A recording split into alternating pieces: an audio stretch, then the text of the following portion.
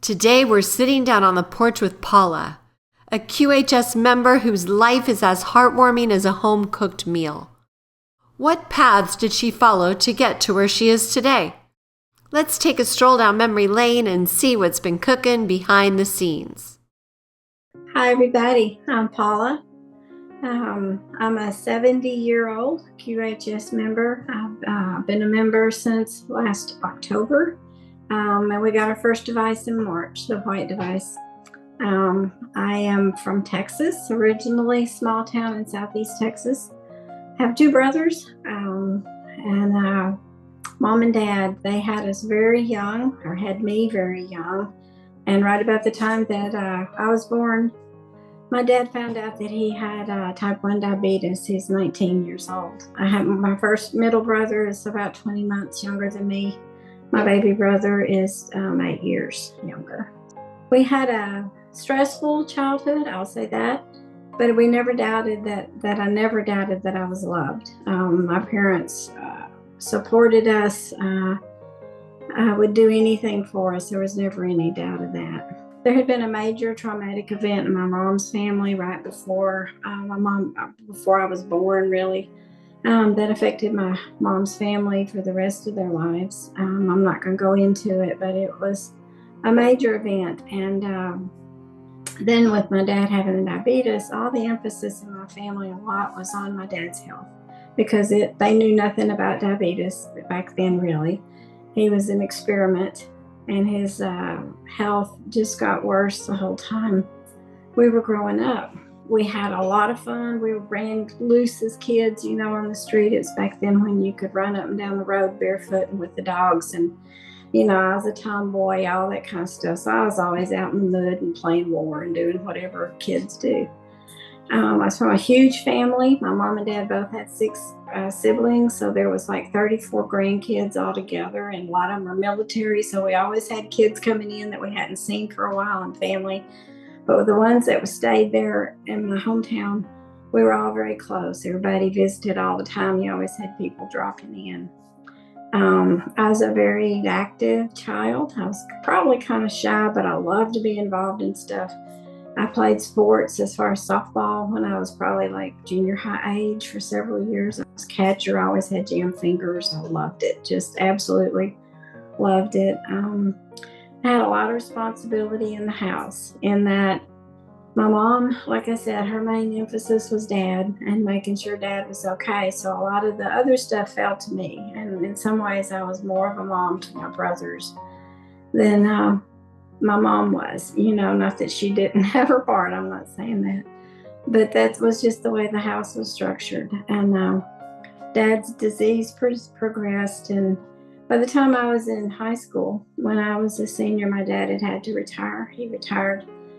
He had his eyes had hemorrhaged while he was he had been in a coma and in the hospital. His eyes hemorrhaged. He went blind, and that was my first year of college, and I had moved off and come back home then to help. I got married when I was a junior in college to my high school sweetheart. We stayed together for 17 years. My dad's family, I will say this, they had a lot of tragedy. It's like my daddy's youngest brother died when I was a senior in high school. It was his 27th birthday. He was killed in a car wreck on his way home for a surprise birthday party.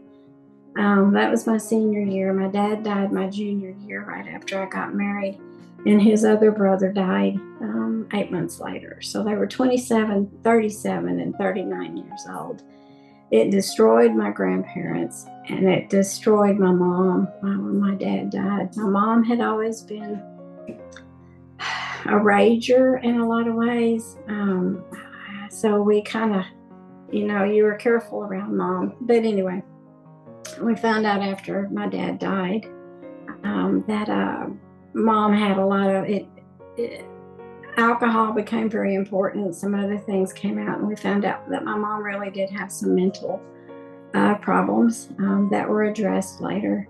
She did recover and became an A&D counselor, went back to school and became an alcohol and drug counselor later. But my husband and I had moved to Houston after graduating and from college, and so we lived there. Careers took off. I was in accounting. That's what I did. I went back after 10 years and went back for my CPA. I took a review course at night, 4 nights a week, worked during the day, and sat for the exams, and finally passed. Not on the first go around, but you stick with it. So I wasn't interested when I graduated. I just wanted a job. But later, other people around me were wanting that. So I thought, you need to do this if you want to go somewhere, So I did. Like I say, my first husband and I were married for about 17 years. And the first part of it was great, But as we were living in Houston, alcohol took a big part in our family, and his and mine. And the marriage didn't last. It was on both of our parts, actually. But we divorced, and I, a few years later, moved to Tennessee. When I got to Tennessee, I met my husband that I'm married to today. We'll be married 29 years next month, in January.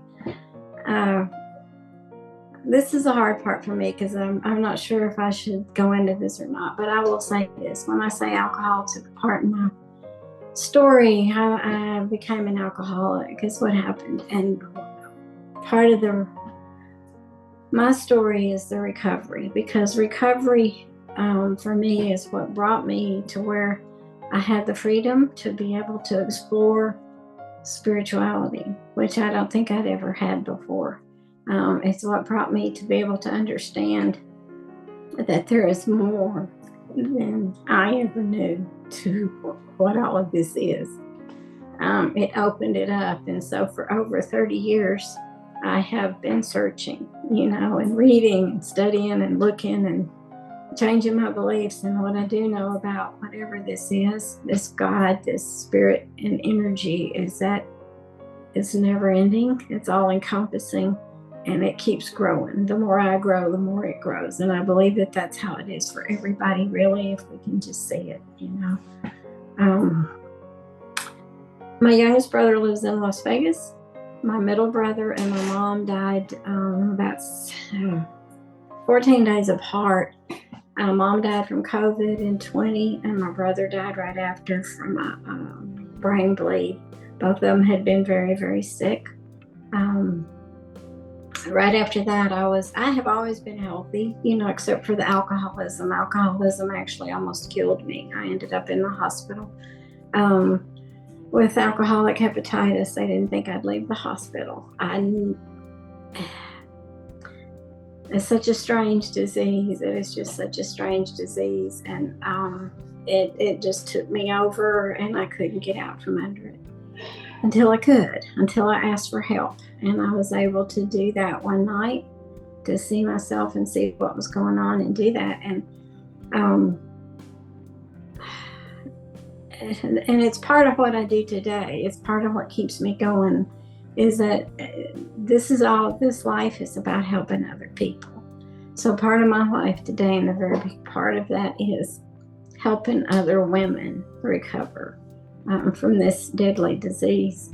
And I see that is part of more of what I want to do in the future, is to keep helping people however I can. I don't know how I got to QHS. It's been a road. David and I have been through so many things together. I was going to say, when we got married, it was like a click at the beginning, He and I got married. We have spent most of our time together. We were fortunate enough that we both worked for a while apart. I was working accounting still in Tennessee. I had my own business for a while, went into companies and helped them get ready for audits. That's what I did. I hate taxes. I never did that. I did do it. I hate them. So I'm the CPA that doesn't do taxes, but except our own. And then after a while, he had gotten back into some real estate, and we built up a business together. Eventually, I quit working out of the house. We were where we could, and we did that together. We became agents. We bought, sold, held houses. We had rentals. We did all of that for a long time. But we spent so much time together. This has been a partnership, I think, in every sense of the word. It's what I was always looking for, So that part has been really good. I think that, there's so many things that have happened in my life that have all led me to here. I do think that recovery has had a big part of that for me. I mean, it just has. There's been a lot of other things, my disillusionment with medicine as we know it, and I'm not saying that I haven't been to some really good doctors. I have, but the last few years have been really hard. For 12 years, I've had wet macular degeneration. I was in my right eye this past year. It's also in my left, so I get injections in both eyes now. I have glaucoma, cataracts, nearsightedness, and stigmatism. So my eyes are my primary wanting to heal thing, if you will. I also have esophagitis, Barrett syndrome, ulcers. I have some kind of immune disorder. They've tried to tell me that it was rheumatoid arthritis. Then they say now it's psoriasis and psoriatic arthritis. Okay, it's something's going on. I've lost a lot of hair. I've lost my eyebrows. Those kind of things I'd like to have healed. A lot of skin damage. I have arthritis, like I said. I've had surgery, lumbar fusion, L2, 3, and 3, 4. And have scoliosis. And there's arthritis all over my body. So there's a lot of things that I would like to have changed, in my life, just to keep going. It's not that today, and I think a lot of this so far is the little bit that I've been exposed to QHS, to the wave, is I don't have the pain I was having before. I will say that. I take Tylenol. That's about it. Every now and then I'll take something else on a really bad, changey weather kind of day, cold, wet, that kind of thing. What I've noticed is that I do have more of a calmness in me. I have more focus. That's really been awesome because I was having the brain fog and things like that before. And I've noticed that I get up in the morning and I'm ready to go more. I want to do, and I'm up. David and I we've moved 4 times in the last 2 years. We sold our home that we've been in ever since we've been together. Moved to southern Alabama near the beach for a while because we'd been camping down there for over 15 years and love it. And didn't get settled, so we moved back to his hometown. We live on a little place now with we've got 15 acres, and the people that are the man that we bought the home from still has his cattle, his mules, 2 cats, and a horse that are here. So we get to know them. That's what we've been doing. We don't know what we're going to do at this place. We want to farm, we think, but we do want to be able to use it somehow to help people, whether that's in what we grow or produce or whatever, we don't know. Our life is kind of open. It's just where we are. And QHS is just part of it now. It just really is. We want to get more involved, volunteer. I would love to learn how to do, more. We just have been moving for 2 years, and now we're kind of getting settled. We're under construction in this house we bought, so we're always got something going on here. But it's fun and it's life, and I want it to keep going. I want to be able to feel like I'm ready to keep going, if that makes any sense. I can't thank y'all enough for the opportunity, for the work that y'all do, for the hope that you give. It's all about love, and it's all about compassion. And I hope we're all here to stay. It's an awesome journey that we're on, and I'm glad to be even a small part of it. So. Join us on the Prequel, where every story matters and every voice is heard. Because here at QHS, we're all about healing, learning, and growing together.